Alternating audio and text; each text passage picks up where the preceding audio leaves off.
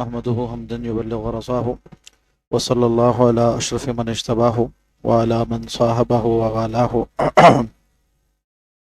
اما بعد فاعوذ باللہ من الشیطان الرجیم بسم اللہ الرحمن الرحیم وَإِذْ أَخَذْنَا مِيثَاقَ بَنِي إِسْرَائِيلَ لَا تَعْبُدُونَ إِلَّا اللَّهَ وَبِالْوَالِدَيْنِ إِحْسَانًا وَذِي الْقُرْبَى وَالْيَتَامَى والمساكين وقولوا للناس حسنا وأقيموا الصلاة وآتوا الزكاة ثم توليتم إلا قليلا منكم وأنتم معرضون صدق اللہ العظیم۔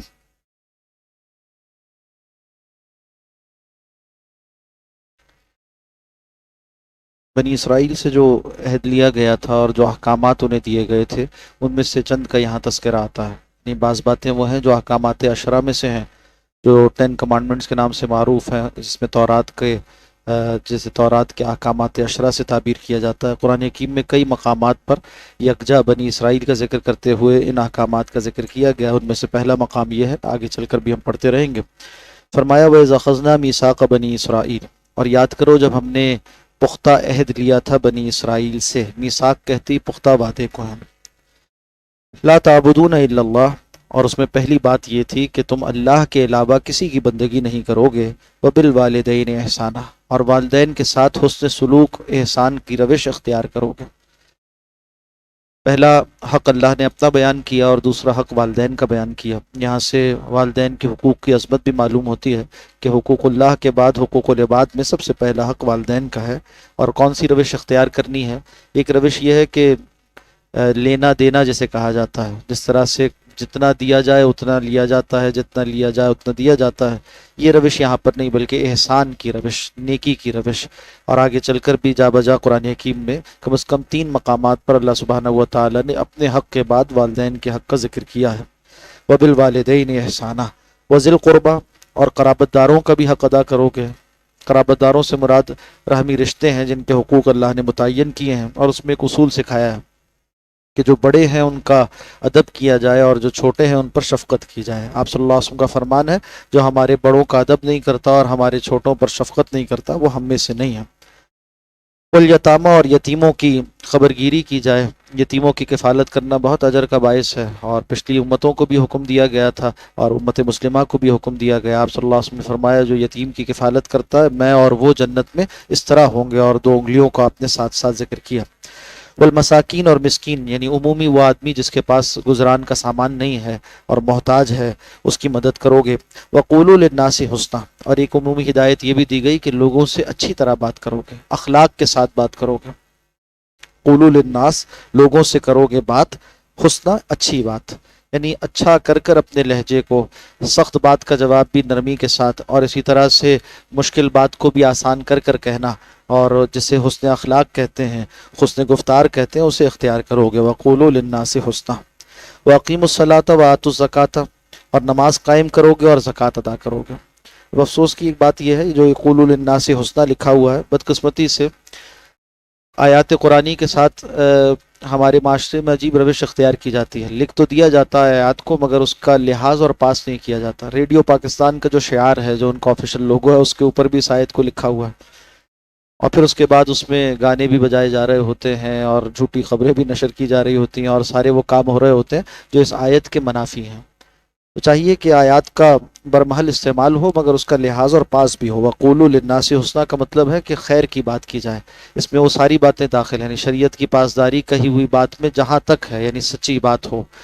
جو چیزیں کہنے سے منع کیا گیا ہے، غیبت ہے، بہتان ہے، جھوٹ ہے، چغل خوری ہے، ان سب سے اجتناب ہو۔ اسی طرح سے گانے بجانے کو، ان مزامیر کو شیطان کے آلات سے تعبیر کیا گیا ہے، شریعت میں ناجائز ہے موسیقی، اور اس سے اجتناب ہو۔ وقولوا للناس حسنا واقیموا الصلاۃ، اور فرمایا نماز قائم کرو گے، وآتوا الزکاۃ، اور زکوٰۃ ادا کرو گے۔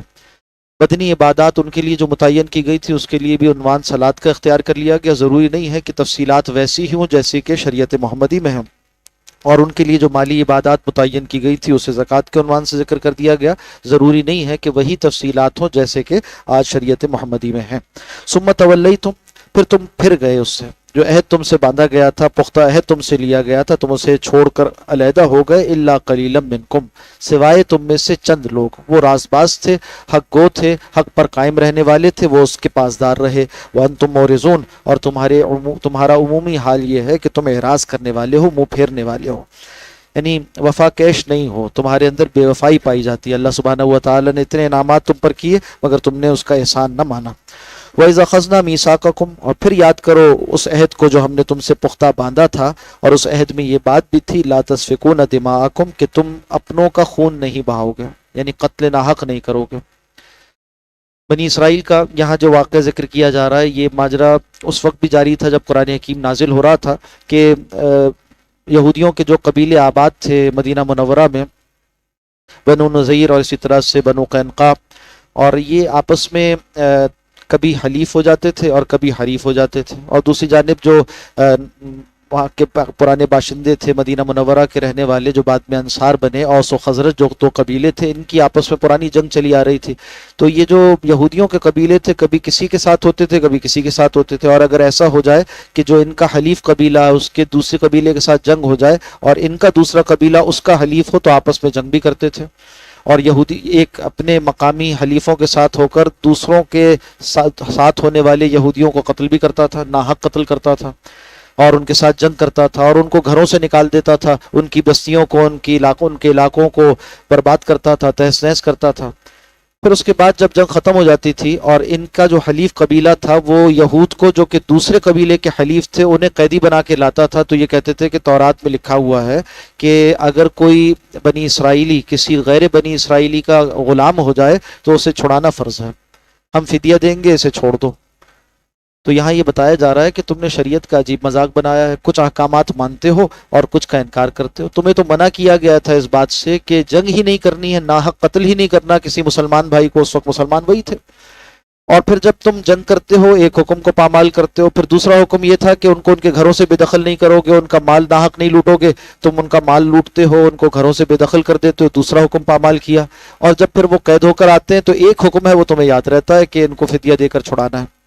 تو یہ عجیب روش ہے۔ پہلے دو حکم بھی تو اللہ سبحانہ و تعالیٰ کے تھے، چاہیے تھا کہ پوری شریعت پر عمل کرتے، سارے احکامات پر عمل کرتے، تو اس بات کی نوبت ہی نہ آتی کہ تمہیں فدیہ دے کر چھڑانا پڑتا۔ یہ پوری تفصیل یہاں ان آیات میں آئی ہے۔ فرمایا گیا کہ وَإِذَا أَخَذْنَا مِيثَاقَكُمْ لَا تَسْفِكُونَ دِمَاءَكُمْ وَلَا تُخْرِجُونَ أَنفُسَكُمْ مِنْ دِيَارِكُمْ، اور نہیں نکالو گے اپنوں کو ان کے گھروں سے، ثُمَّ أَقْرَرْتُمْ، تم نے پھر اس کا اقرار کیا تھا، یعنی اس شریعت کو مانا تھا تم نے، وَأَنْتُمْ تَشْهَدُونَ، اور تم اس کے شاہد ہو، گواہ ہو، ثُمَّ أَنْتُمْ هَؤُلَاءِ، پھر اس کے بعد یہ تمہاری ہی روش ہے، تم ہی لوگ ہو، تقتلون أنفسكم، اپنے ہی بھائیوں کو قتل کرتے ہو، وَتُخْرِجُونَ فَرِيقًا مِّنْكُمْ مِّنْ دِيَارِهِمْ، اور تم میں سے ایک فریق کو ان کے گھروں سے نکال دیتا ہے، تظاہرون علیہم بالاسم والعدوان، مدد کرتے ہوئے دوسروں کی اسم اور عدوان کے ساتھ، گناہ کا کام کرتے ہوئے اور سرکشی کے ساتھ ظلم کرتے ہوئے، وہیں یاتوکم اسارا، اب اگر وہ تمہارے پاس قیدی بن کر آ جائیں تو فادوہم، تو تم انہیں فدیہ دے کر چھڑانا چاہتے ہو، وہو محرم علیکم اخراجہم، جبکہ تم پر تو یہی بات حرام کی گئی تھی کہ تم انہیں ان کے گھروں سے نکالتے۔ افتؤمنون ببعض الکتاب، کیا روش ہے تمہاری کہ تم کتاب کے بعض حصے پر تو ایمان رکھتے ہو، وتکفرون ببعض، اور کفر کرتے ہو بعض حصے کا، فما جزاء من یفعل ذلک منکم، جو کوئی تم میں سے ایسی روش اختیار کرے اس کی کیا جزا ہو، اسے کیا بدلہ دیا جائے، الا خزی فی الحیات الدنیا، سوائے اس کے کہ دنیا کی زندگی میں اسے رسوا کر دیا جائے، ویوم القیامت یردون الی اشد العذاب، اور روز قیامت اسے شدید عذاب کی طرف پھیر دیا جائے۔ دیکھیے یہ وہ روش ہے جو اہل کتاب نے اختیار کی تھی، اور آج اگر امت اور ان کو اللہ سبحانہ و تعالیٰ فرما رہے ہیں کہ اس روش سے کے بعد تم اللہ کی نگاہ سے گر گئے، اور تمہارا یہ جو دعویٰ ہے کہ تم چنندہ ہو، پسندیدہ ہو، یہ قابل قبول نہیں ہے اللہ کی نگاہ میں۔ تو آج اگر امت مسلمہ یہ روش اختیار کرے گی کہ کتاب اللہ کے بعض احکامات کو مانے گی اور بعض کو رد کر دے گی، عقائد تو لے لے، عبادات چھوڑ دے، عبادات تو لے لے اور معاشرت اور احکام معاملات ان کو ترک کر دے، زندگی کے بعض پہلوؤں میں بعض احکامات کو اخذ کرے اور بعض کو جو ہے وہ ایسے چھوڑ دے کہ جیسے کوئی وہ حکم ہی نہیں تھا، سوچنے کی بات ہے نا۔ یعنی مسلمان اس میں تو بہت حساس ہوگا کہ خنزیر کا گوشت نہیں کھانا ہے، مگر دوسری طرف سود خوری اس کے لیے حلال ہے، جیسے نعوذ باللہ۔ ایک طرف حساس ہوگا کہ مثال کے طور پر جھوٹ نہیں بولنا، اللہ کرے اس میں حساس ہوں، مگر دوسری جانب جو ہے وہ ناحق منافع خوری، ناجائز منافع خوری اس کو اپنے لیے آسان سمجھ لے گا۔ اسی طرح سے کبھی حساس ہوگا کہ عبادات پوری ہونی چاہیے، صحیح ہونی چاہیے، مگر دوسری طرف جو ہے وہ ناپ تول میں ڈنڈی مارنے والا ہو جاتا ہے۔ بعض لوگ وہ ہیں جو کہ بڑے اخلاق کے پابند ہوں گے اور معاملات کے بڑے اچھے ہوں گے، مگر دوسری طرف جو ہے وہ عبادات کا خانہ بالکل خالی ہوگا ان کا۔ یہ کیسی روش ہے کہ زندگی کے یہ جو مختلف دائرے ہیں، زندگی کے جو مختلف پہلو ہیں، شریعت کے احکامات ان تمام دائروں سے متعلق، تمام پہلوؤں سے متعلق ہیں۔ بعض میں اللہ کی ہدایت کو نظر انداز کرتے ہیں، رسول اللہ صلی اللہ علیہ وسلم کے احکامات کو فراموش کرتے ہیں، اور بعض میں حساس ہو جاتے ہیں۔ تو مطلب ہوا کہ یہ نفس پرستی ہے، خواہشات پر چل رہے ہیں، اور اگر اللہ کے دین پر چلنا ہے تو اس میں تو سارے احکامات جو اللہ کے ہیں ان کو ماننا ہوگا، اور اپنی طرف سے کچھ لینا اور کچھ چھوڑ دینا یہ روش درست نہیں ہے۔ اللہ سبحانہ و تعالی ہمیں اصلاح کی توفیق عطا فرمائے، اور دین کو اخذ کریں دین سے، اپنی خواہشات سے، اپنے تصورات سے، اور جو ہے وہ اپنے خیالات سے، یا یہ کہ کسی خاص ماحول کے اثر سے کسی خاص چیز کو اہم جان لیا، کسی چیز کو غیر اہم جان لیا، یہ روش درست نہیں ہے۔ اس کے لیے دین کی تعلیم حاصل کرنی چاہیے، جس کا جو مرتبہ، جس حکم کا، جس کام کا جو مرتبہ دین میں متعین ہے، اسی درجے میں اس کو اختیار کرنے کی ضرورت ہے۔ اور اللہ سبحانہ و تعالیٰ کروڑ رحمت نازل فرمائے فقہائے کرام پر کہ انہوں نے ہمارے لیے آسان کر دیا کہ احکامات شریعت کی درجہ بندی کر دی، سمجھنے کے لیے کہ کون سی چیزیں فرض ہیں تو چاہیے جو فرائض ہیں ان کی پوری پابندی ہو، کون سی چیزیں حرام ہیں تو چاہیے کہ اس سے ہر حال میں بچا جائے، پھر اس کے بعد کون سی چیزیں واجب ہیں، فرض کے بعد درجہ ہے، کون سی چیزیں ناجائز ہیں، مکروہ ہیں، مکروہ تحریمی ہیں، پھر مکروہ تنزیہی ہیں۔ اسی طرح سے دوسری جانب جو واجبات کے بعد پھر کون سے سنت موقدہ ہیں، پھر سنت غیر موقدہ ہیں، پھر نوافل و مستحبات ہیں، درجہ بندی ہو گئی۔ یہ شریعت کی ترجیحات ہیں، تو جہاں احکامات شریعت کے ہم لیں وہیں ترجیحات بھی شریعت کے لینی ہوں گے، اور اس فہم فقہا کے موافق، اس شریعت کی درجہ بندی کے موافق جب ہم انشاءاللہ زندگی گزاریں گے تو ہر طرح کی افراط و تفریط سے محفوظ رہیں گے، اور اس طرح کے جو عجوبے پیدا ہو جاتے ہیں، اس طرح کی جو کہیے کہ عدم اعتدال کی کیفیات پیدا ہوئیں پچھلی امتوں میں، اس سے ہم محفوظ ہو جائیں۔ اللہ نے ہمیں امت وسط بنایا ہے، امت معتدل بنایا ہے، اور اس کا طریقہ یہی ہے کہ اعتدال کے ساتھ احکامات شریعت پر عمل کیا جائے۔ اولئک الذین اشتروا الحیات الدنیا بالآخرہ، یہ وہ لوگ ہیں جنہوں نے خرید لی دنیا کی زندگی آخرت کے بدلے۔ کیا دے کے کیا خریدا؟ ناپائیدار دے کر ناپائیدار خرید کر پائیدار بیچ دیا، اور جو ہے وہ کھوٹے سکے لے لیے اصل زر کے عوض۔ یہ کیسی بات ہے؟ کیا کیا؟ دنیا تو دھوکے کا سامان ہے، اور یہاں کے تھوڑے دن کا فائدہ، کچھ دنوں کا فائدہ، کچھ دنوں کی راحت، اس کے عوض آخرت کی راحتوں کو بیچ دیا۔ فلا یخفف عنہم العذاب، ان پر عذاب ہلکا نہ کیا جائے گا، ولا ہم ینصرون، اور نہ ان کی مدد کی جائے گی۔ وَلَقَدْ آتَيْنَا مُوسَى الْكِتَابَ، تحقیق ہم نے موسیٰ کو کتاب دی تھی، وَقَفَّيْنَا مِن بَعْدِهِ بِالرُّسُلِ، اور ان کے بعد بھیجے ہم نے پے در پے رسول، بار بار۔ حضرت موسیٰ علیہ السلام کے بعد انبیاء اکرام علیہ السلام بنی اسرائیل ہی میں آتے رہے۔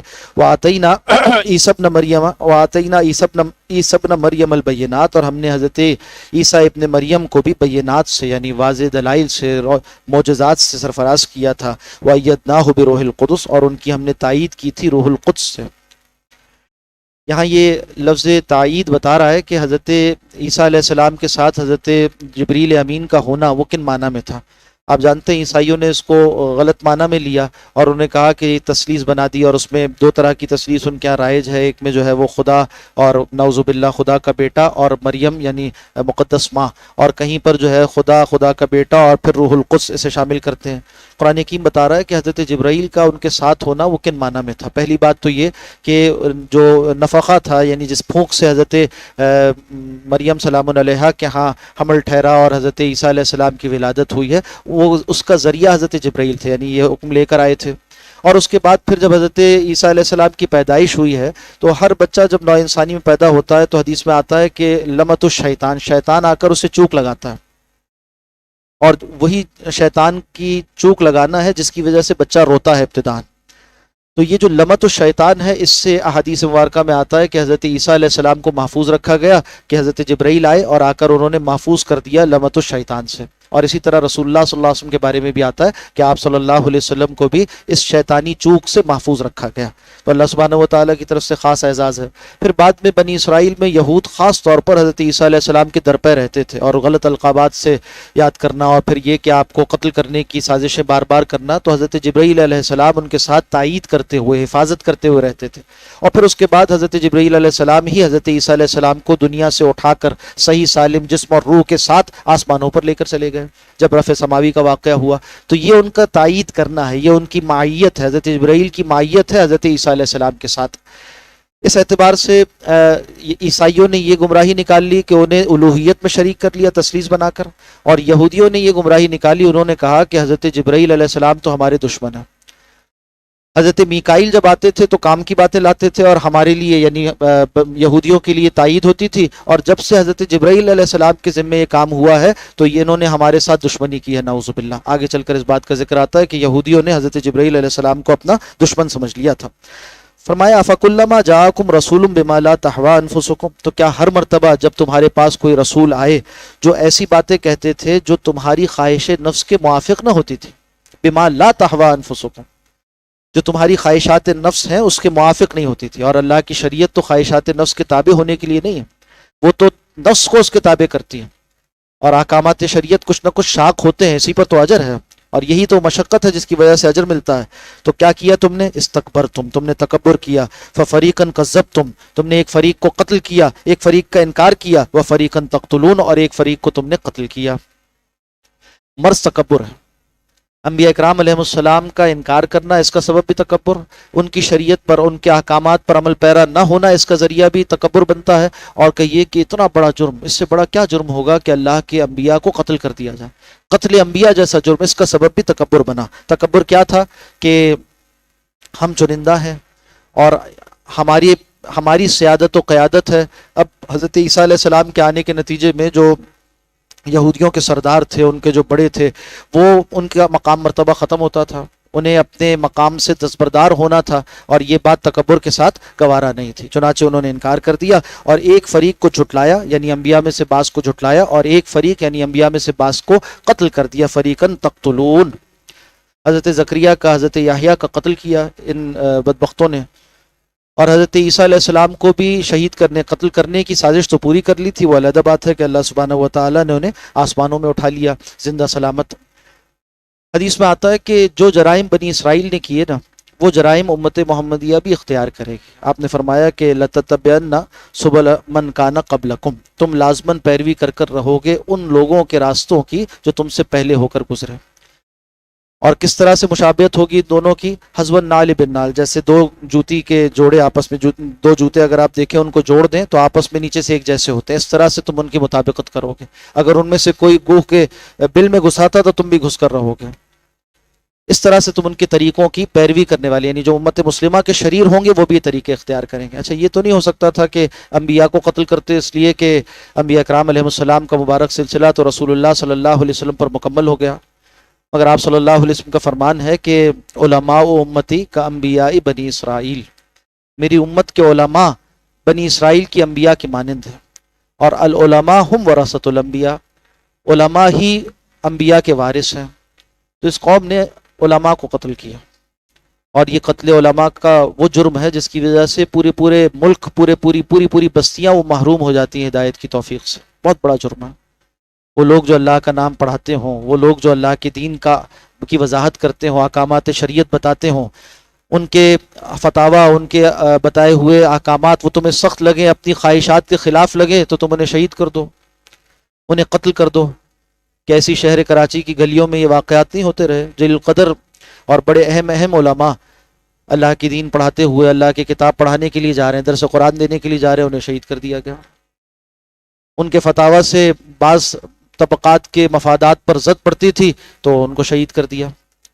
شریعت کا حکم وہ جو سخت تھا، انہوں نے بغیر کسی ملامت کرنے والے کی ملامت کی فکر کیے ہوئے حق بات وضاحت کے ساتھ کہہ دی تو گوارا نہیں ہوا، انہیں شہید کر دیا گیا۔ کیا یہ جرم نہیں کیا گیا؟ سخت جرائم ہیں، بڑے جرائم ہیں۔ اللہ سبحانہ و تعالیٰ اصلاح احوال کی توفیق عطا فرمائے۔ فرمایا کہ فریقاً کذبتم وفریقاً تقتلون وقالوا، اور انہوں نے کہا قلوبنا غلف، ہمارے دل تو غلافوں میں ہیں۔ تکبر کے ساتھ کہتے تھے، جو تکبر کی کیفیت تھی اسی کا اظہار ہے یہاں پر۔ کہتے تھے آپ ہمیں کچھ بھی نصیحت کر لے ہمیں کوئی فرق نہیں پڑنے والا، ہم تو آپ کی بات ماننے والے نہیں ہیں، جائیے کسی اور پر وقت صرف کیجئے، ہم پر وقت صرف نہ کیجئے۔ آج کیا اسی طرح سے داعیان دین کو نہیں کہا جاتا؟ گلی گلی گھر گھر جا کر بلانے والے کہ آ جاؤ مسجد آ جاؤ، اور آ جاؤ اللہ کے راستے میں وقت لگاؤ، اللہ کے دین کے احکام سیکھ لو۔ کیا انہیں اس طرح کی باتیں نہیں کی جاتی کہ آپ کی باتوں سے ہمیں کوئی اثر ہونے والا نہیں؟ ایسے ہی جملے کیا انہیں نہیں کہہ دیے جاتے؟ کہتے ہیں قلوبنا غلف، ہمارے دل تو غلافوں میں ہیں۔ بل لعنہم اللہ بکفرہم، نہیں بلکہ حقیقت یہ ہے کہ اللہ نے ان پر لعنت کی ہے ان کے کفر کی وجہ سے۔ فقلیلا ما یؤمنون، تو بہت ہی تھوڑے ہیں جو ایمان لاتے ہیں۔ یہ معنی بھی درست ہے، اور دوسرے معنی یہ کیے گئے کہ ان میں سے تھوڑے لوگ ہیں جو ایمان لاتے ہیں، یعنی جو ایمان لاتے ہیں وہ بھی صحیح ایمان نہیں لاتے، تھوڑا ایمان لاتے ہیں، اور یا یہ معنی کہ جو ایمان لانے والے ہیں وہ تھوڑے سے ہیں، اور ایمان لانے والے تھوڑے سے ان میں سے تھے، یہودیوں میں سے بھی بعض ایمان لے کر آئے، جیسے کہ حضرت عبداللہ ابن سلام رضی اللہ تعالیٰ عنہ جلیل القدر صحابی ہوئے، اور وہ علماء یہود میں سے تھے اور حق کو پہچان گئے اور اس کے بعد ایمان لانے والے ہوئے۔ فقلیلا ما یؤمنون ولما جاءہم کتاب من عند اللہ، اور جب ان کے پاس آ گئی کتاب اللہ کی طرف سے، مصدق لما معہم، تصدیق کرنے والی ہو کر اس کی جو ان کے پاس پہلے سے موجود تھا۔ تورات و انجیل جو موجود ہے ان کے پاس موجود تھی، اس میں سے جو حقائق تھے ان کی قرآن حکیم تصدیق کرتا ہے، اور جو باتیں خلاف حق تھی ان کی تکذیب کرتا ہے۔ تو یہ تصدیق کرنے والا ہے حق کی، اور جو اضافی عناصر ہیں ان کو دور کرنے والا ہے، چھانٹنے والا ہے، ان کی تحریفات کو دور کر دینے والا ہے، اس کا پول کھولنے والا ہے۔ وَكَانُوا مِن قَبْلُ، اور اس سے پہلے ان کا حال یہ تھا، یعنی نزول کتاب سے پہلے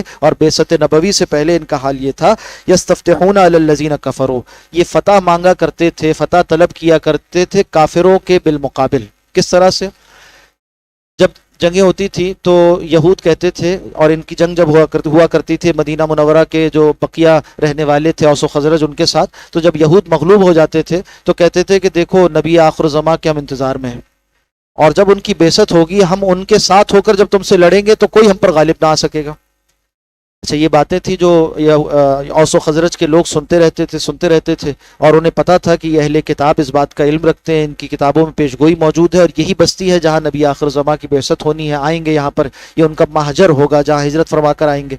تو اب اوس و خزرج کے وہ لوگ جو مکہ جاتے تھے حج کے لیے، انہیں جب دیکھا اور آپ صلی اللہ علیہ وسلم نے میدان منی میں، میدان عرفات میں جب انہیں دعوت دی، تو انہوں نے آپس میں ایک دوسرے سے سرگوشی کی اسی بات کی، اور کہا کہ یہ تو معلوم ہوتا ہے کہ وہی نبی ہیں جن کا تذکرہ یہود کرتے ہیں، اور کہتے ہیں کہ وہ ان کی بعثت ہوگی تو ہم ان کے ساتھ ہو کر تم سے لڑیں گے اور تم غالب نہ آ سکو گے۔ لگتا ہے کہ ان کی بعثت ہو گئی اور ساری نشانیاں پوری ہو رہی ہیں، تو وہ آگے بڑھ کر ایمان لانے والے ہو گئے، اور یہود وہ محروم رہ گئے۔ تو کہا جا رہا ہے، وہ یاد کروایا جا رہا ہے کہ اس سے پہلے تم کہتے تھے یستفتحون، فتح مانگتے تھے، علی الذین کفروا، کافروں کے بالمقابل، فلما جاءہم، اور جب وہ حق یعنی کتاب اللہ اور اسی طرح سے رسول اکرم صلی اللہ علیہ وسلم وہ آ گئے، فلما جاءہم، وہ آ گئے ان کے پاس، ما عرفوا، جسے انہوں نے پہچان لیا، ما عرفوا، جس کو انہوں نے پہچان لیا، کفروا بہ، کیا کہ اس کا انکار کر دیا، اس کا انکار کرنے والے ہو گئے۔ فلعنت اللہ علی الکافرین، یہ انکار کیوں کیا؟ قرآن حکیم بتا رہا ہے تکبر کی وجہ سے انکار کیا۔ فلعنت اللہ علی الکافرین، سو لعنت ہے اللہ کی کافروں پر، بئس ما اشتروا بہ انفسہم، بری ہے وہ چیز جس کے بدلے انہوں نے اپنی جانوں کو بیچ دیا۔ دنیا کا فائدہ، اس کے بدلے اپنی جانوں کو بیچ دیا، یعنی دنیا خرید لی، آخرت بیچ دی۔ ان یکفروا بما انزل اللہ بغیا، انہوں نے کفر کیا اس چیز کا جو نازل کی گئی ان کی جانب، یعنی اللہ نے نازل کیا قرآن حکیم کو۔ کس بنیاد پر انکار کیا؟ ایک انکار کا سبب اوپر ذکر ہوا تھا، استکبرتم، کفر کے استکبار کے الفاظ کے ساتھ، یہاں دوسرا سبب بتایا جا رہا ہے، بغین، حسد کرتے ہوئے۔ حسد کس بات کا تھا؟ تکبر تو یہ تھا کہ ہماری سیادت و قیادت نہ جائے، حسد اس بات کا تھا کہ یہ جو اللہ کی نعمت ہے، یعنی وہی، رسالت اور کتاب کا نزول، شریعت، ہدایت، یہ بنی اسرائیل سے چھن کر بنی اسماعیل میں کیوں چلے گئے؟ بنو اسرائیل سے لے کر بنو اسماعیل کو کیوں دے دی گئی؟ یہ اولاد یعقوب سے نکل کر اولاد اسماعیل میں کیوں آ گئی؟ یہ حسد تھا انہیں۔ جب انہیں پتہ چلا کہ آخری نبی کی بعثت تو بنی اسماعیل میں ہو گئی، تو کہا کہ یہ بغیہ کی بنیاد پر، حسد کی بنیاد پر انکار کرتے ہیں۔ ان ینزل اللہ من فضلہ علی من یشاء من عبادہ، کہ اللہ نازل کرے اپنے فضل کو جس پر چاہے اپنے بندوں میں سے، یعنی یہ جو نبوت ہے یہ مانگنے سے نہیں ملتی، کسی کے چاہنے سے نہیں ملا کرتی، یہ کوئی اکتسابی یعنی محنت سے حاصل کیا گیا مرتبہ نہیں ہوا کرتا تھا، بلکہ یہ تو اللہ کی طرف سے عطا ہے، اللہ جس کو چاہتے تھے عطا فرماتے تھے۔ اور رسول اللہ صلی اللہ علیہ وسلم پر اس سلسلے کو مکمل فرما دیا۔ فباؤوا بغضب علی غضب، تو یہ یہود و نصارہ یہ لوٹے غضب پر غضب کے ساتھ، یعنی غضب کو مول لے کر اس پر مزید غضب کے ساتھ لوٹے۔ ایک غضب تو ان کا حسد کی وجہ سے تھا، اور دوسرا یہ کہ اللہ سبحانہ، اور غضب کی وجہ سے یعنی جو حسد ہے یہ خود انسان کو جلاتا ہے، اور اس حسد کی وجہ سے اللہ سبحانہ و تعالیٰ کے غضب کا بھی یہ شکار ہو گئے۔ وَلِلْكَافِرِينَ عَذَابٌ مُّهِينٌ، اور کافروں کے لیے رسوا کن عذاب ہے۔ وَإِذَا قِيلَ لَهُمْ، اور جب ان سے کہا جاتا ہے آمنوا بما انزل اللہ، ایمان لاؤ اس پر جو اللہ نے نازل کیا، قالوا، تو کہتے ہیں نؤمن بما انزل علینا، ہم ایمان لائے اس پر جو نازل کیا گیا ہماری جانب۔ آج بھی یہ تورات میں لکھا ہوا، اور اس وقت بھی یہ کہتے تھے کہ ہمیں پابند کیا گیا ہے کہ صرف اس نبی پر ایمان لائیں اور اس وحی پر ایمان لائیں جو بنی اسرائیل میں نازل ہو، حالانکہ اللہ نے ایسا کوئی عہد ان سے نہیں لیا، یہ تو ان کی طرف سے اپنی درج کردہ کی بات تھی۔ یکتبون الکتاب بایدیہم ثم یقولون ھذا من عند اللہ، اپنے ہاتھ سے لکھتے تھے، کہتے تھے اللہ کی طرف سے. تو یہ کہنے لگے کہ یہ تو اللہ سبحانہ و تعالیٰ نے ہم سے عہد لیا تھا کہ جو وہی ہماری جانب یعنی بنی اسرائیل میں آئے صرف اس کو ہم مانیں گے. قالوا نؤمن بما انزل علینا ویکفرون بما وراءہ، اور اس کے علاوہ جو کچھ ہو اس کا ہم انکار کر دیں. وہو الحق مصدقا لما معہم، جبکہ یہ قرآن حکیم تو برحق ہے اور تصدیق کرنے والا ہے اس کی جو ان کے پاس ہے، یعنی تورات کے صحیح اجزاء کی تصدیق کرتا ہے. قل فلم تقتلون انبیاء اللہ، تو ذرا یہ تو بتاؤ اگر تم اپنے اس دعوے میں سچے ہو کہ بنی اسرائیلی انبیاء پر تم ایمان لاؤ گے اور ان کی بات مانو گے، تو بتاؤ کیوں اب تک انبیاء اللہ کے انبیاء کو قتل کرتے رہے؟ وہ تو بنی اسرائیلی تھے. حضرت یحییٰ کون تھے؟ حضرت زکریا کون تھے؟ اور انہیں تم قتل کرتے رہے، تو یہ تو بنی اسرائیل میں آئے تھے. تو تمہارا یہ دعویٰ بھی سراسر غلط ہے. فلم تقتلون انبیاء اللہ من قبل، اس سے پہلے، ان کنتم مومنین، اگر تم واقعی ایمان والے ہو. وَلَقَدْ جَاءَكُم مُوسَىٰ بِالْبَيِّنَاتِ، تحقیق تمہارے پاس حضرت موسیٰ علیہ السلام واضح دلائل معجزات لے کر آئے. ثُمَّ اتَّخَذْتُمُ الْعِجْلَ مِن بَعْدِهِ، پھر ان کے بعد تم نے، جب وہ گئے تورات لینے کے لیے کوہ طور پر، تو تم نے ان کے پیچھے بچڑے کو معبود بنا لیا. وَأَنْتُمْ ظَالِمُونَ، اس حال میں کہ تم ظالم تھے، ظلم کرنے والے تھے.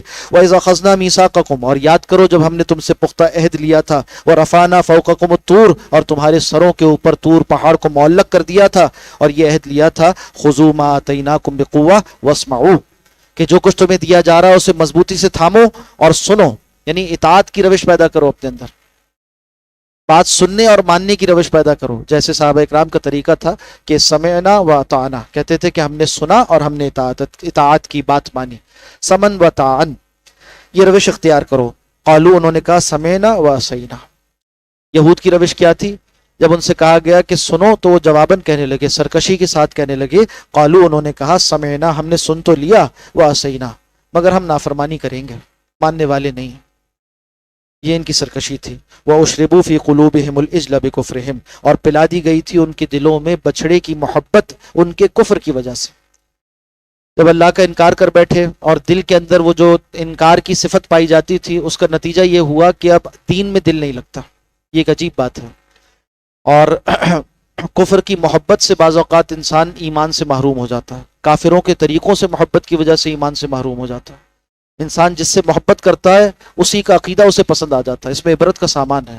آج ہم مسلمانوں نے عجیب و غریب روش اختیار کر لیا. ہم سمجھتے ہیں کہ محبت تو ہمیں غیروں کے اغیار کے طریقوں سے ہو اور رہیں ہم مسلمان، ہماری اولادیں بھی مسلمان ہوں، ہمارا انجام آخرت میں مسلمانوں والا ہو جائے، قبر و حشر مسلمانوں والی ہو، مگر دنیا میں ہماری محبتیں اغیار کے ساتھ ہوں، کافروں کے ساتھ ہوں، یہود و نصارہ کے ساتھ ہوں، یا کم از کم یہ کہ فاسقوں اور فاجروں سے محبت ہو. یہ جن لوگوں کو آج معاشرے میں آئیڈیل بنا لیا گیا ہے، اسوہ اور نمونہ اور قدوہ بنا لیا گیا، وہ کون لوگ ہیں؟ کھلاڑی ہیں، لپاڑی ہیں، اور بھانڈ ہیں، گویے ہیں، اداکار ہیں، فنکار ہیں. یہ سارے جو پیشے ہیں سارے رذیل پیشے ہیں، بیہودہ لوگ ہیں، گناہوں اور فسق و فجور کا مجموعہ ہیں.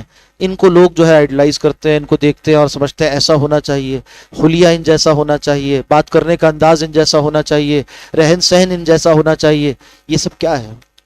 یہ ایسی محبتیں ہیں. فاسقوں اور فاجروں کی محبت سے فسق و فجور پیدا ہوتا ہے، کافروں کی محبت سے کفر پیدا ہوتا ہے. سوچنے کی بات ہے. تو جب انہوں نے دل میں انکار کیا تو اللہ نے پھر ان کے دلوں میں بچڑے کی محبت ہی ڈال دی. ان کو اللہ نے محروم کر دیا کہ وہ خدا کی محبت سے سرفراز ہوتے. قل، کہہ دیجئے، بے سما یامرکم بہ ایمانکم، بری چیز ہے جس کا تمہیں حکم دیتا ہے تمہارا ایمان. ایمان تو تھا ہی نہیں، کفر تھا. تو تنزن کہا جا رہا ہے کہ یہ تو ایمان ہوتا تو ایمان کا حکم دیتا. تمہارے اندر تو کفر سرایت کیے ہوئے ہے، تمہارے دلوں کے اندر جو گوسالہ پرستی ہے، دنیا پرستی ہے، اسی طرح سے کفر کی محبت ہے، وہ راسخ ہو چکی ہے. تو تمہارے پاس تو ایمان ہے ہی نہیں. جس چیز کا تمہیں تمہارا ایمان حکم دیتا ہے وہ اصل میں بری چیز ہے، یعنی وہ کفر ہے.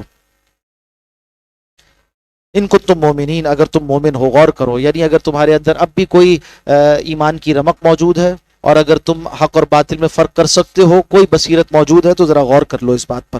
قل، کہہ دی، یعنی اب یہود کیا کر رہے تھے اس زمانے کے کہ وہ یہاں تک کہہ دیتے تھے کہ محمد عربی صلی اللہ علیہ وسلم کا دین اس سے زیادہ تو مشرکین کا طریقہ برحق ہے. حسد و عناد اور استکبار، اس کے نتیجے میں کہتے تھے کہ جس طریقے پر مشرکین مکہ ہیں، جس کی وہ پرستش کرتے ہیں لات و حبل کی، وہ طریقہ زیادہ بہتر ہے بنسبت اس طریقے کے جس کے پر کہ محمد صلی اللہ علیہ وسلم، حالانکہ توحید کے یہ قائل تھے، کہنے والے تھے، ماننے والے تھے، اس کے باوجود یہ بات کہتے تھے.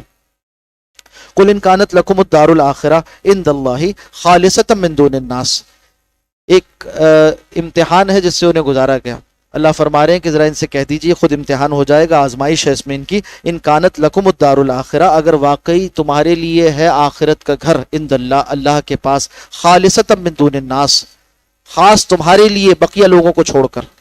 جیسے تم دعویٰ رکھتے ہو کہ تم آخرت میں چنندہ ہو اور تمہارے لیے ہی جنت ہے، تمہیں تو آگ نہیں چھوئے گی، تم تو اللہ کے مقرب ہو، اگر واقعی تمہارا یہ خیال ہے، فَتَمَنَّوُا الْمَوْتَ إِن كُنتُمْ صَادِقِينَ، تم موت کی تمنا کرو اگر تم سچے ہو.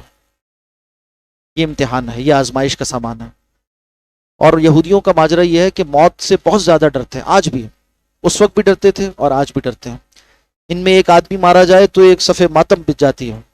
اور مسلمان روز آج بھی یہ مراحل ہیں جو فلسطین کے گلی کوچوں میں پیش آ رہے ہوتے ہیں، اور وہاں جو مرابطین مجاہدین ہیں وہ اسے دیکھ رہے ہوتے ہیں.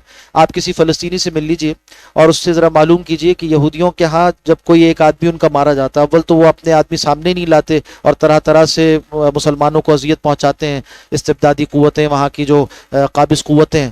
مگر اگر ایک آدھ یہودی مارا جائے تو کئی عرصے تک اس کا ماتم ہی نہیں ختم ہوتا، اور ان کے اچھے خاصے مرد بھی اس قدر روتے ہیں جس طرح کوئی عورتیں روتی ہوں. تو انتہائی ڈرپوک قوم ہے، اور دنیا سے محبت کرنے والی، مال سے محبت کرنے والی، زندگی سے محبت کرنے والی.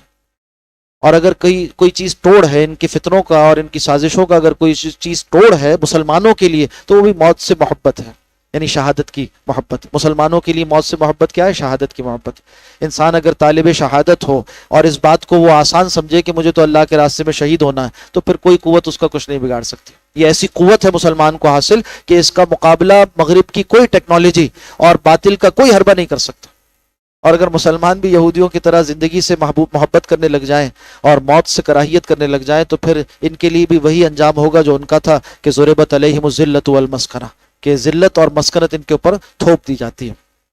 یہ عجیب ماجرا ہے.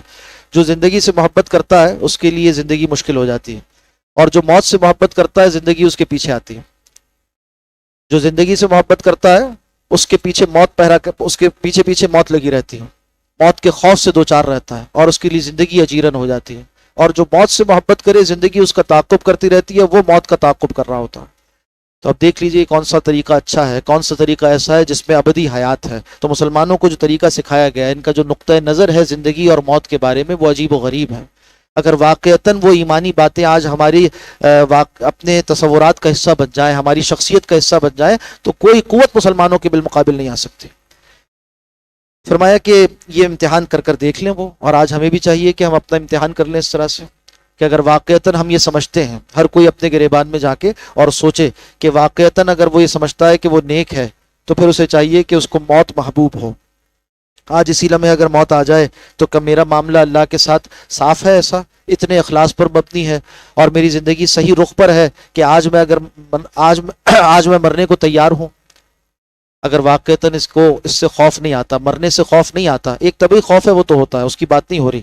ایک ہے جو کہ شعوری خوف ہے، جس میں انسان کو پتا ہوتا ہے کہ معاملہ خراب ہے، اتنا کچھ کام خراب کیا ہوا ہے کہ اگر مر گئے تو کام خراب ہو جائے گا، اور ابھی تو مہلت چاہیے توبہ کے لیے، ابھی تو مہلت چاہیے اصلاح احوال کے لیے. تو اس کا مطلب یہ ہے کہ پھر زندگی کا رخ صحیح نہیں ہے، اصلاح احوال کی شدید ضرورت ہے. یہ امتحان ہمیں بھی اپنا کرنا چاہیے. فرمایا فتمنوا الموت، تو موت کی تمنا کرو، ان کنتم صادقین، اگر تم سچے ہو.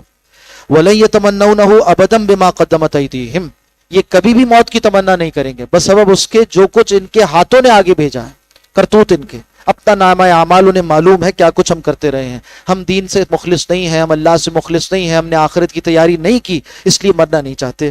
واللہ علیم بالظالمین، اللہ خوب جانتا ہے ظالموں کو. وَلَتَجِدَنَّهُمْ أَحْرَصَ النَّاسِ عَلَىٰ حَيَاةٍ، اور آپ ان کو پائیں گے، ان یہودیوں کو پائیں گے کہ یہ زندگی کے معاملے میں ہر ایک سے زیادہ حریص ہے.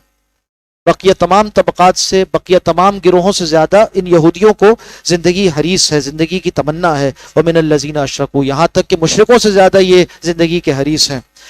یود احدہم، ان میں سے ہر شخص چاہتا ہے، لو یعمر الف سنۃ، کہ اس کو 1000 سال کی عمر دے دی جائے.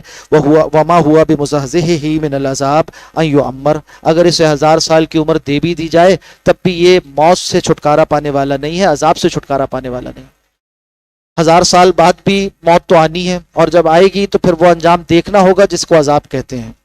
واللہ بصیر بما یعملون، اور اللہ خوب دیکھنے والے ہیں اس کو جو عمل وہ کرتے ہیں۔ قل کہہ دیجئے من کان عدوا لجبریل، اب یہ وہ مضمون آتا ہے جس کا اس سے پہلے تذکرہ آیا تھا کہ یہودی کہا کرتے تھے کہ ہمیں جو ہے وہ ہماری تو دشمنی ہے خاص حضرت جبرائیل کے ساتھ، کیوں کہ یہ ہمارے خلاف وحی لے کر آتے ہیں، اور انہوں نے وحی جو ہے وہ حضرت عیسیٰ علیہ السلام پر نازل کر دی، اور حالانکہ یہ جو ہے حضرت موسیٰ علیہ السلام کے ماننے والے ہم موجود تھے اور ہمارے لیے سیادت و قیادت تھی۔ حضرت عیسیٰ علیہ السلام چونکہ بار بار حضرت جبرائیل کا ذکر کرتے تھے تو انہوں نے کہا یہی ہمارے دشمن ہے، استکبار کی بنیاد پر، عناد کی بنیاد پر۔ پھر اسی طرح جب محمد صلی اللہ علیہ وسلم نے دعوی نبوت کیا اور آپ کی بعثت ہوئی تو یہودیوں نے لوگ بھیجوا کر لوگ بھیج کر یہ معلوم کیا کہ ذرا معلوم کیجئے محمد صلی اللہ علیہ وسلم سے کہ آپ بتائیں آپ پر وہی کون لاتا، اس فرشتے کا نام کیا ہے؟ تو حضرت رسول اللہ صلی اللہ علیہ وسلم نے فرمایا کہ ان کا نام تو جبرائیل ہے۔ تو کہا ہاں ان سے تو ہماری پرانی دشمنی ہے، اور اس وجہ سے اگر یہ وہی لے کر آئے ہیں تو پھر ہم ماننے کو تیار نہیں ہیں۔ یہ عجیب و غریب بات تھی اور ایک بے تکی بات تھی، بیہودہ بات تھی۔ اللہ سبحانہ و تعالیٰ کا اختیار ہے، اللہ جس فرشتے کو منتخب کرے جس کام کے لیے، وہی رسانی کا کام حضرت جبرائیل علیہ السلام کے ذمہ اللہ نے رکھا ہے تو وہی انجام دے رہے تھے۔ تو انہوں نے بظاہر انکار کرنے کے لیے ایک عرضہ بنا لیا، ایک ڈھال بنا لی اور کہا کہ چونکہ جبرائیل وہی لے کر آئے اس لیے ہم نہیں مانتے۔ یہاں سے علماء نے یہ نقطہ اخذ کیا، حضرت تھانوی صاحب رحمۃ اللہ علیہ نے مسائل سلوک میں یہ بات نقل فرمائی، کہا کہ دیکھو ان یہودیوں نے حضرت جبرائیل سے عناد رکھا، اللہ نے ان کو محروم کر دیا، تو جو بھی اہل اللہ سے عناد رکھے گا وہ محروم ہو جائے گا۔ آج ظاہر سی بات ہے کہ فرشتوں سے عناد کوئی کیا رکھے گا؟ مسلمان۔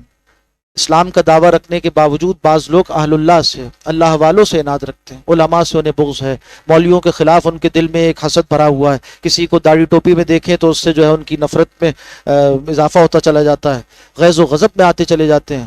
اور اسی طرح سے جو سلف صالحین ہیں، صحابہ اکرام ہیں، ان سے عناد ہے، اسی طرح سے ائمہ دین ہیں ان سے عناد ہے، کسی کو طبقہ محدثین سے عناد ہے، کسی کو طبقہ فقہا سے عناد ہے، کسی کو صوفیاء سے عناد ہے، اور مسلمان کہلاتے ہیں۔ یہ جو طبقات ہیں جو اللہ والوں سے عناد رکھنے والے ہیں، ان کا انجام پھر اچھا نہیں ہوتا، یہ بھی محروم رہ جایا کرتے ہیں، جیسا کہ یہاں حضرت جبرائیل سے عناد رکھ کر پچھلی امتوں والے گمراہ ہوئے۔ فرمایا قل کہہ دیجئے من کان عدوا لجبریل، جو دشمن ہوا جبریل کا، فإنہ نزلہ علی قلبک بإذن اللہ، تو بے شک حضرت جبرائیل نے تو یہ وحی نازل کیا ہے محمد صلی اللہ علیہ وسلم آپ کے قلب مبارک پر اللہ کے حکم سے، مصدقا لما بین یدیہ، وہ تصدیق کرنے والی ہے اس کی جو اس سے پہلے کتابیں آئی تھیں، یعنی یہ وحی قرآن تصدیق کرتا ہے پچھلی وحی تورات و انجیل کی، وہدی و بشرا، اور یہ ہدایت ہے اور بشارت ہے للمومنین، اہل ایمان کے لیے۔ من کان عدوا للہ، کہہ دیجئے جو دشمن ہوا اللہ کا، و ملائکتہ، اس کے فرشتوں کا۔ انہوں نے یہ تو نہیں کہا تھا کہ ہم اللہ کے دشمن ہیں، اللہ فرما رہا ہے کہ جو میرے طرف منسوب ہیں، جو میرے کام انجام دینے والے ہیں، میری طرف سے مبعوث ہیں، ان کے ساتھ دشمنی رکھے گا وہ میرا دشمن ہے۔ تو اللہ نے اپنا دشمن ان کو قرار دے دیا جو اصل میں جبرائیل کو اپنا دشمن قرار دے رہے تھے۔ من کان عدوا للہ، جو کوئی دشمن ہوا اللہ کا، و ملائکتہ، اس کے فرشتوں کا، و رسلہ، اس کے رسولوں کا، و جبریلا، اور جبریل کا دشمن ہوا، و میکالا، اور میکائیل علیہ السلام کا دشمن ہوا، فإن اللہ عدو للکافرین، تو اللہ ایسے کافروں کا دشمن ہے۔ وَلَقَدْ أَنزَلْنَا إِلَيْكَ آیَاتٍ بَيِّنَاتٍ، اور تحقیق ہم نے نازل کیا آپ کی طرف ہے محمد صلی اللہ علیہ وسلم واضح آیات۔ وَمَا يَكْفُرُ بِهَا إِلَّا الْفَاسِقُونَ، اور اس کا انکار نہیں کرتے مگر نافرمان لوگ۔ وَكُلَّمَا عَاهَدُوا عَهْدًا، کیا ہر مرتبہ جب انہوں نے کوئی عہد کیا، نبذہ فریق منہم، تو ایسا نہیں ہوا کہ ان کے ایک فریق نے اس عہد کو توڑ ڈالا، پھینک دیا، بل اکثرهم لا یؤمنون، بلکہ ان کی اکثریت کا حال یہ ہے کہ وہ ایمان نہیں لاتے۔ ولما جاءہم رسول من عند اللہ، اور جب ان کے پاس آئے رسول اللہ کی طرف سے، مصدق لما معہم، تصدیق کرتے ہوئے اس کتاب کی جو ان کے پاس موجود ہے، نبذ فریق من الذین اوتوا الکتاب کتاب اللہ وراء ظہورہم، تو پھینک دیا ان میں سے ایک فریق نے اللہ کی کتاب کو اپنی پیٹھوں کے پیچھے۔ یعنی تورات و انجیل میں بشارت موجود تھی، رسول اللہ صلی اللہ علیہ وسلم کی صفات موجود تھیں، اور وہ ایسے پہچانتے تھے جیسے اپنی اولاد کو پہچانتے ہیں۔ ہر طرح آپ صلی اللہ علیہ وسلم کی بعثت کا مقام، آپ کی شخصی علامات، آپ کی تعلیمات، آپ کا اخلاق، آپ کے بعثت کا وقت، علاقہ، یہ سب کچھ وضاحت کے ساتھ وہاں لکھا ہوا تھا۔ آپ کے صفاتی نام وہ تک لکھے ہوئے تھے، اور آج بھی بعض لوگ ان میں سے تحقیق کر لانے والے سامنے وہ لا کر دکھاتے رہتے ہیں کہ اس طرح سے یہ باتیں موجود تھیں۔ تو یہ ساری باتیں جو موجود تھی اس کو انہوں نے انکار کیا. اسے تعبیر کیا جا رہا ہے کہ انہوں نے اس کتاب کے حصے کو لے کر اپنی پیٹھوں کے پیچھے پھینک دیا اور انکار کرنے والے ہو گئے. نبذ فریق من الذین اوتوا الکتاب کتاب اللہ وراء ظہورہم کأنہم لا یعلمون، اور ایسے بن گئے گویا کہ وہ جانتے ہی نہیں. واتبعوا ما تتلو الشیاطین علی ملک سلیمان. اب ان کی تاریخ کے ایک اور واقعے کو ذکر کیا جا رہا ہے.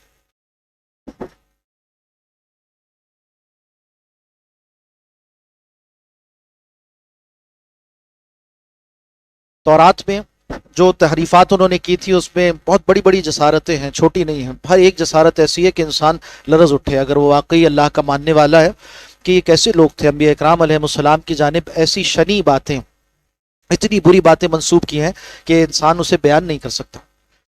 آپ یوں کہیے کہ جتنے جرائم ان کے اندر پیدا ہوئے اس پر پردہ ڈالنے کے لیے اور اپنی بدکاریوں کو اور بدکرداریوں کو چھپانے کے لیے ان لوگوں نے ان برے کاموں کی نسبت انبیاء اکرام علیہ السلام کی نسبت کی طرف کر دی. چاہے وہ شراب نوشی ہو، چاہے وہ زناکاری ہو، چاہے اس سے آگے بڑھ کر اور بہت سے گناہ ہو. حضرت داؤد علیہ السلام کے بارے میں لکھا کہ حضرت داؤد علیہ السلام نے نعوذ باللہ اللہ سے کشتی کی اور صبح ہوتے ہوتے اللہ میاں کو پچھاڑ دیا. نعوذ باللہ، عجیب بات ہے. حضرت سلیمان علیہ السلام پر الزام لگایا، یہ الزامات بھرے ہوئے. آج بھی تورات پڑھ کر کوئی دیکھ لے تو حیران ہو جائے گا. اسے اللہ کی کتاب تو دور کی بات، وہ کہے گا کہ یہ لکھنے والے کوئی شریف لوگ بھی نہیں تھے. جو باتیں اس کے اندر داخل کی گئی ہیں یہ لکھنے والے کوئی شریف لوگ بھی نہیں تھے، کردار ان کا برا تھا. اور کیسے کوئی خاندانی آدمی، شریف آدمی اور اپنے بیوی بچوں کے ساتھ بیٹھ کر ان کتابوں کو پڑھ سکتا ہے کبھی؟ جیسی غلط سلط باتیں اس میں لکھی ہوئی ہیں، بری باتیں اس میں لکھی ہوئی ہیں، اور بے شرمی کے ساتھ آج بھی اسے اللہ کی کتاب کہہ رہے ہوں. سوچنے کی بات ہے. حضرت سلیمان علیہ السلام کی طرف یہ نسبت کر دی نعوذ باللہ. کہا کہ حضرت سلیمان آخری عمر میں نعوذ باللہ مرتد ہو گئے تھے اور اپنی غیر بنی اسرائیلی بیویوں کے کہنے پر بت پرستی شروع کر دی تھی. نعوذ باللہ. تو یہاں اور اس میں جو ہے وہ ان سے جادو سیکھا تھا، اور ان کے زمانے میں ان کے حکم سے اور جو کچھ ان کی طاقت تھی، سلطنت تھی، آپ جانتے ہیں کہ غیر معمولی سلطنت حضرت سلیمان علیہ السلام کو دی گئی تھی، تو یہ جادو کے زور پر تھی. نعوذ باللہ. اس الزام کو رفع کیا جا رہا ہے. قرآن حکیم نے بنی اسرائیلی علماء پر بھی جو بنی اسرائیلی انبیاء پر بھی جو الزامات لگائے گئے تھے ان کو رفع کیا، اور مسلمانوں کا اعتقاد ان کے بارے میں بحال کیا، اور بتایا کہ وہ تو اللہ کے جلیل القدر انبیاء تھے، اور یہ لوگ جو کچھ باتیں ان کے بارے میں کرتے ہیں وہ ردی باتیں ہیں، بیکار باتیں ہیں. فرمایا کہ واتبعوا، اور انہوں نے پیروی کی، ما تتلو الشیاطین علی ملک سلیمان، جو شیاطین پڑھتے تھے منتر علی ملک سلیمان، حضرت سلیمان علیہ السلام کے زمانے حکومت میں یا ان کی بادشاہت میں رہتے وہاں تھے، اور یہ شیاطین تھے، شیاطین انس بھی اور شیاطین جن بھی. جیسے اب دیکھا ہے کہ شریر لوگوں کو شیاطین سے تعبیر کیا گیا تھا، جو منافقین کے سردار تھے انہیں شیاطین سے تعبیر کیا گیا تھا. اسی طرح سے یہاں پر بھی وہ لوگ جو کہ اس طرح کے جادو ٹونوں میں اور برے کاموں میں ملوث ہیں ان کو شیاطین سے تعبیر کیا گیا. ہاں ایک واقعہ ضرور ہوا تھا جس کو وہ بہانہ بنایا کرتے تھے، اس کا تذکرہ آگے آتا ہے. وما کفر سلیمان، پہلے تو بڑی وضاحت کے ساتھ یہ کہہ دیا گیا کہ ہرگز حضرت سلیمان علیہ السلام نے کفر نہیں کیا تھا. ارتداد کی نسبت جو تم نے ان کی طرف کی ہے بہت بڑی جسارت ہے، وہ تو اللہ کے جلیل القدر نبی تھے. ولیکن الشیاطین کفروا، بلکہ شیطانوں نے کفر کیا تھا. یعلمون الناس السحر، وہ لوگوں کو سحر سکھاتے تھے. ان آیات سے علماء نے نکالا کہ جادو میں اگر منتر ایسا ہے جو کفریہ ہے تو کرنے والا کافر ہو جاتا ہے، اور اگر اس میں شعبدے کے درجے میں بھی کوئی ملوث ہوتا ہے تو وہ حرام تو بہرحال ہے، ناجائز اور حرام تو بہرحال ہے. اور اگر کوئی جادو میں شرکیہ کلمات جیسا کہ اکثر جادو میں ہوتے ہیں اس کی بنیاد پر انسان کافر ہو جاتا ہے.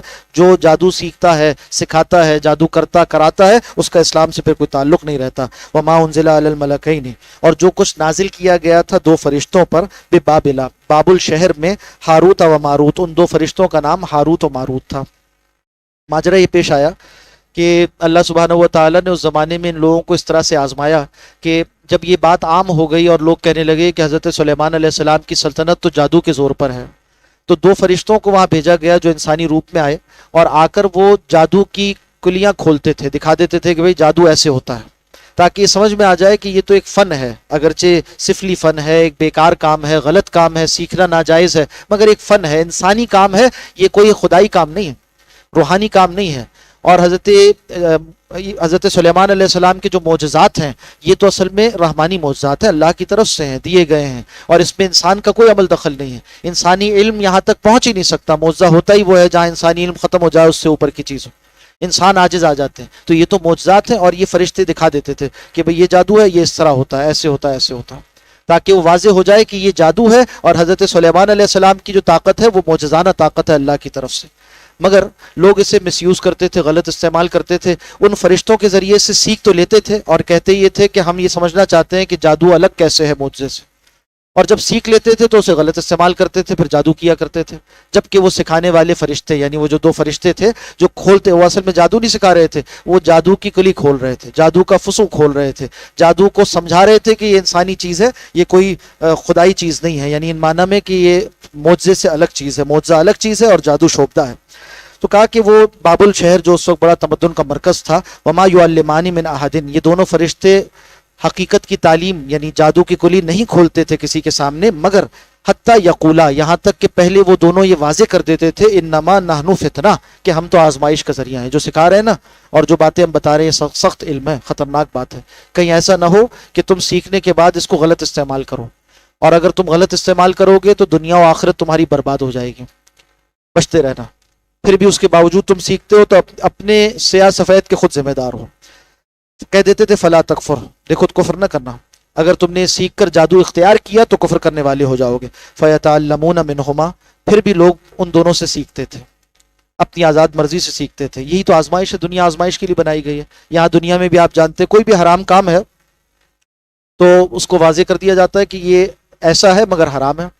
مثال کے طور پر شراب ہے، شراب حرام ہے، اس میں کچھ لذت ہو سکتی ہے مگر اس میں نقصان جو کچھ ہے یعنی گناہ وہ بڑھ کر ہے، اس سے قرآن حکیم بتاتا ہے. اسی طرح سے وہاں پر بتایا گیا کہ اس میں یہ فن ہے، اس طرح سے ہوتا ہے مگر یہ حرام ہے اور کفر ہے، حد کفر کو پہنچا ہوا. فلا تکفر، دیکھو کفر نہ کرنا. فیتعلمون منہما، وہ ان دونوں سے سیکھتے تھے. ما یفرقون به بین المرء وزوجہ، اکثر ہی استعمال ذکر کر دیا گیا. کیا سیکھتے تھے؟ ایسی چیز جو تفریق ڈالنے والی ہے میاں اور اس کی شوہر، میاں اور اس کی بیوی میں، میاں بیوی کے مابین تفریق ڈال دینے والی چیز سیکھتے تھے. جادو کے اور کئی استعمالات ہیں مگر کثرت کے ساتھ اس لیے استعمال کیا جاتا ہے، اس وقت بھی کیا جاتا تھا، آج بھی کیا جاتا ہے. تو جو اکثری استعمال تھا اس کو ذکر کر دیا. وما هم بضارین به من احد، اور وہ دونوں، اور وہ وما هم، اور وہ جو سیکھنے والے تھے یعنی جو یہود سیکھا کرتے تھے، وما هم بضارین، وہ اس سے نقصان پہنچانے والے نہیں تھے، به اس جادو کے ذریعے سے، من احد کسی کو بھی، الا باذن اللہ مگر اللہ کے اذن سے. یہاں سمجھنے کی بات یہ ہے کہ اللہ کا اذن الگ ہے، اللہ کی رضا الگ ہے. اذن کا مطلب یہ ہے کہ اللہ کسی کو اختیار دے، یہ اللہ کا اذن ہے.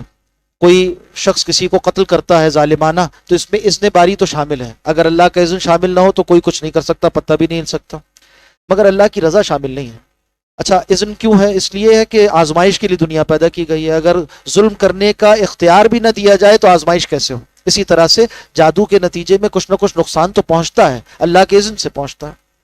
تو یہاں یہ بات واضح کر دی گئی کہ جس کو جادو کا نقصان پہنچے، جادو سے نقصان پہنچے، تو اسے بھی چاہیے کہ وہ جان رکھے کہ یہ جادو کے زور سے نہیں ہوا، کسی کا کوئی اختیار نہیں جب تک اللہ نہ چاہے. اچھا اب جب اللہ ہی کے اذن سے ہوا ہے تو توڑ کے لیے کیا کرنا ہے؟ یہ بھی وہی غلط کام کرے؟ نہیں، اسے چاہیے کہ جو اصل طاقت کا سرچشمہ ہے اللہ سبحانہ و تعالیٰ، اس کی طرف رجوع کرے. سفلی اعمال کے بدلے میں سفلی اعمال کرنا یہ جائز نہیں ہے. بدقسمتی سے ہمارے معاشرے میں بعض عاملین وہ ایسا کرنے لگتے ہیں، جادو کا توڑ کرنے کے لیے پھر غلط اعمال اور سفلی اعمال ان میں لگ جاتے ہیں، یہ جائز نہیں ہے. ہاں قرآن و سنت سے جہاں تک عاملین علاج کرتے ہیں وہ درست ہے، اور اس کے لیے چاہیے کہ دیکھ لیا جائے کہ صحیح الاعتقاد ہے اور جو علماء حق ہیں ان کا اعتماد اسے حاصل ہے یا نہیں ہے، اور اسی طرح سے اس کی زندگی، اس کے شب و روز وہ صاف ستھرے، پاکیزہ، پابند شریعت، متبع سنت ہے یا نہیں ہے. تو ایسے عاملین سے اگر کوئی ایسی مصیبت میں، ایسی آزمائش میں آ جائے تو علاج کرانا درست ہے، مگر ناجائز کام کرنا اس کے لیے بھی جائز نہیں ہے. ہاں اعتقاد رکھے، خدا نہ خواستہ کیا ہوگا، زیادہ زیادہ یہ ہوگا کہ زندگی چلے جائے گی نا، کسی نے جادو کیا یہ مر گیا، تو مر جانا بہتر ہے بنسبت کفر کرنے کے. اور جو اس طرح سے مر گیا سمجھیے وہ شہید ہوا، اس کا بڑا مرتبہ انشاءاللہ آخرت میں اس کی تلافی کی جائے گی. یہاں پر مظلوم ہو جانے کے نتیجے میں بھی اجر ہے نا، مگر ظالم ہو جانا یہاں پر یہ بڑا خطرناک ہے. ایک حدیث میں الفاظ آتے ہیں، فرمایا کہ کن عبداللہ المقتول ولا تکن عبداللہ القاتل. اگر تمہیں یہ اختیار ہو جائے نا کہ قاتل بنو یا مقتول بنو، تو اللہ کے وہ بندے بن جاؤ جو کہ مقتول ہے، نہ کہ وہ بنو جو قاتل ہے. مسلمانوں کا مسلمانوں سے معاملہ ہو تو یہ تلقین کی گئی ہے. تو فرمایا کہ یہ نقصان نہیں پہنچا سکتا کسی کو بھی. یہ اعتقاد رکھنا ضروری ہے کہ جادو فی نفسی ہی کوئی تاثیر نہیں رکھتا جب تک اللہ کا اذن نہ ہو، اور اللہ کا اذن ہے تو اس کا مطلب آزمائش ہے، کسی کو نقصان نہیں پہنچا سکتا الا باذن اللہ ویتعلمون، اور وہ سیکھتے تھے ما یضرهم، جو انہیں نقصان پہنچاتا تھا، ولا ينفعهم، اور انہیں فائدہ نہیں پہنچاتا تھا، ولقد علموا، اور انہیں جان لیا تھا، لمن اشتراہ، جس نے اسے خریدا یعنی اس جادو کو، ما له فی الاخرۃ من خلاق، کہ اس کے لیے آخرت میں کوئی حصہ نہیں ہے، وَلَبِئْسَ مَا شَرَوْا بِهِ أَنفُسَهُمْ، بہت بری چیز ہے جس کے بدلے بیچا انہوں نے اپنی جانوں کو، لَوْ كَانُوا يَعْلَمُونَ، کاش کہ وہ ہوتے جاننے والے، یعنی حقیقت کے جاننے والے، آخرت کے جاننے والے، کہ اس کا انجام کیا ہے آخرت میں، وَلَوْ أَنَّهُمْ آمَنُوا، اگر وہ ایمان لاتے، واتقوا، اور تقوی کی روش اختیار کرتے، لَمَثُوبَةٌ مِّنْ عِندِ اللَّهِ خَيْرٌ، تو جو کچھ اللہ کی طرف سے ثواب ہے، بدلہ ہے، اچھا اجر ہے، وہی زیادہ بہتر ہے، لو کانوا یعلمون، کاش کے ہوتے وہ جاننے والے۔ اقول قولی ھذا واستغفر اللہ لی ولکم ولسائر المسلمین۔